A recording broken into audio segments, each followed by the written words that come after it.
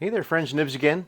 Out here in the garage tonight, doing a little bit of goofing around, and probably won't be doing any shooting tonight because I'm pretty exhausted, but I wanted to get this done while this was still fresh in my head. I just got back from the Baldwinville Air Show, Baldwinville, New York, and actually this has been going on for 31 years. Unbelievably, I have never been to this show until this year. I never even knew about it. I knew about it last year, and I intended to go, and then I woke up Sunday morning after it was all done and gone, and I was like, oh darn, I missed it. But this year, I had it 10 different ways to remind me to be there, so I actually ended up making it, and it was just an absolute blast. I took Friday off. I was there all day yesterday, all day today, and got to shoot just dozens and dozens of fantastic rifles, from thousands of dollar rifles to hundred-year-old rifles that are just rare and exotic. And unfortunately, I didn't take a lot of pictures, but I do have some pictures to show you guys. But I do have a couple of new pickups, nothing too exotic. But I was able to pick up a couple of neat guns to fix up and show on the channel. The first one was actually a really nice 760. It does need a reseal job, and it needs a new roll pin in the wrist here, but it is all complete. It is the 1975 vintage. It's got the solid plastic stock with a wood foregrip, which is pretty much a dead ringer for a 1975 vintage Crosman 760. I did pick up a couple of daisies, really pretty cool. One of them does actually work. I think it still needs some reseal work, but I have a Daisy 880, really nice, very old one. I don't know, let me see if I can read the date code on this one. So it's E2 is the lot number, so would that be 82? Probably 82. It does have a metal receiver and a metal pump arm, and it does pump up and shoot. I don't have a downrange camera going right now, but we'll pump it up and I'll just show you that it can shoot. It may just need to be taken apart and hit right where I was aiming. So not a ton of power, but got that one for for free. Actually, my friend Kevin gave it to me. So, and then the last one that I have, that is one that I brought home, is really cool. I need to do a little more research on it to figure out when exactly it was made. It has a lot number of 0399 on it.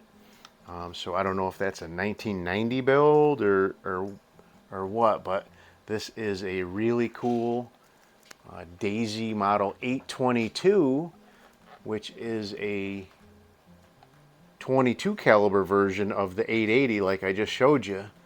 And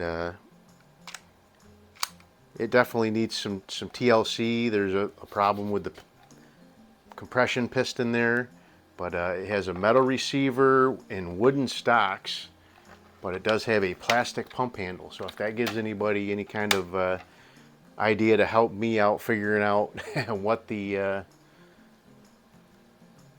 year on that one is. I don't know if it's a 99. I did not see where they were produced in 99. They were produced in the 70s and then reintroduced in the early 2000s from what I could see. So that date code's got me a little puzzled right at the moment. But the ones that were released in the early 2000s were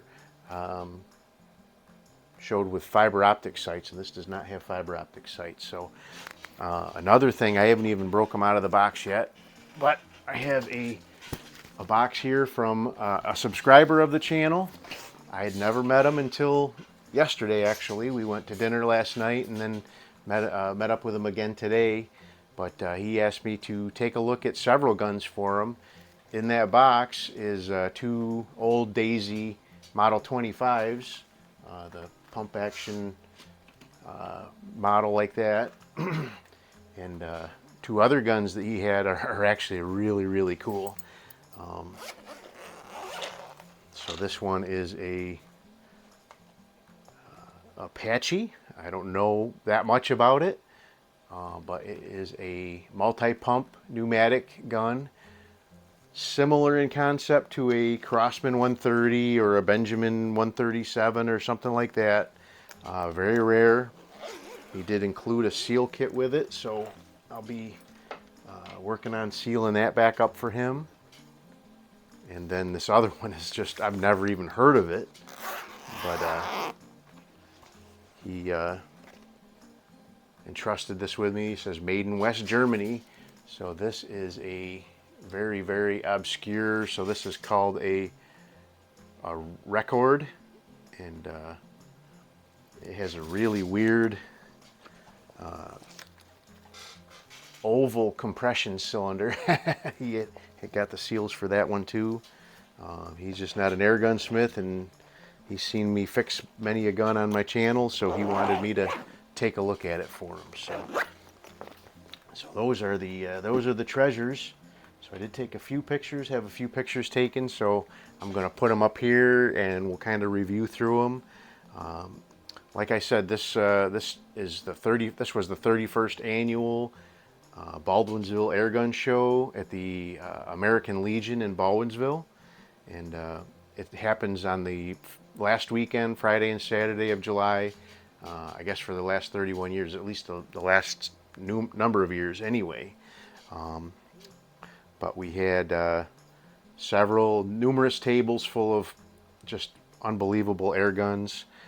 So the first one is from a father and son team out of Connecticut, and I don't remember the name of their company off the top of my head, but they had some really, really fantastic stuff, one-off stuff, custom built stuff from England. This picture here is one table of their stuff. I got to shoot several of those air guns. Just amazing, amazing. This next one is further down the line on their table as well. Just some amazing stuff. Most of them are in the four-digit realm. This table here was actually my buddy Kevin from Pellets and Pistons Airgun channel was there. Came in from out of Rhode Island or Connecticut or wherever I think they're at. And his friend Brian was with him. And they did let me put out several of my guns on there too. The Quackenbushes and Gem there was my gun. So had a lot of fun letting people shoot those old timers. They were really impressed with those. During the show, I was talking to a fella out at the firing line. We were shooting some guns, and he noticed my shirt and was asking me about it, and said, yeah, I have Walnut and Steel YouTube channel.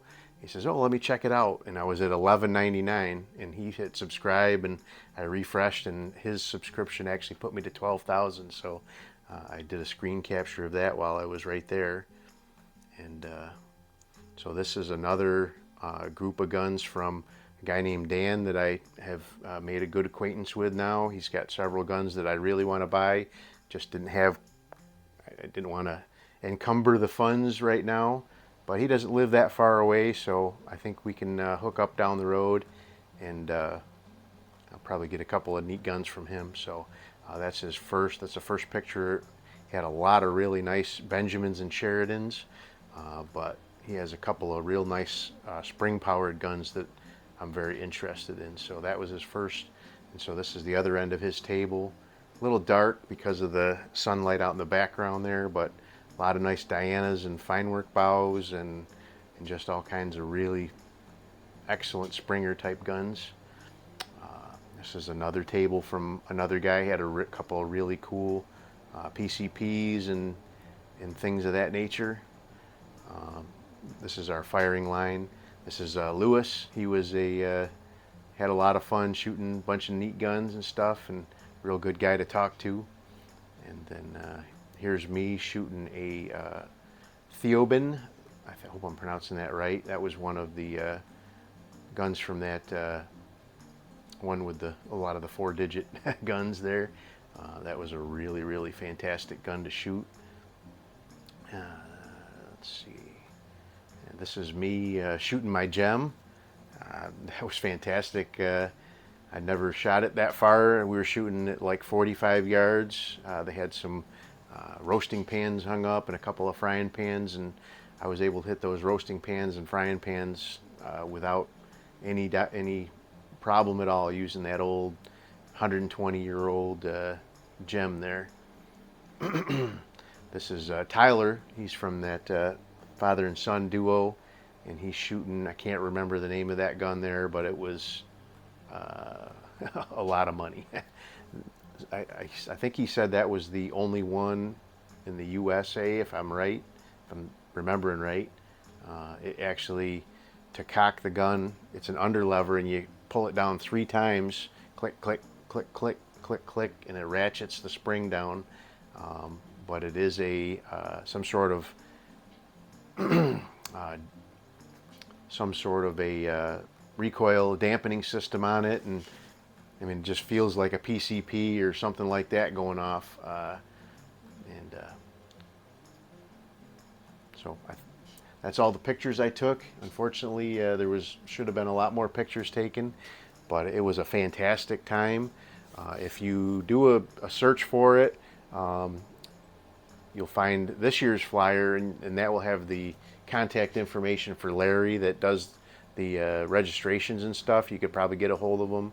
I'll post up more stuff about it in the months before next year's show, because I'm definitely going to get a table and bring a lot more stuff just to show off.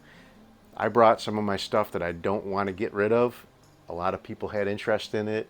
I gave them the I really don't want to sell it prices, and I didn't sell them. So, but I didn't go with the intention of getting rid of stuff.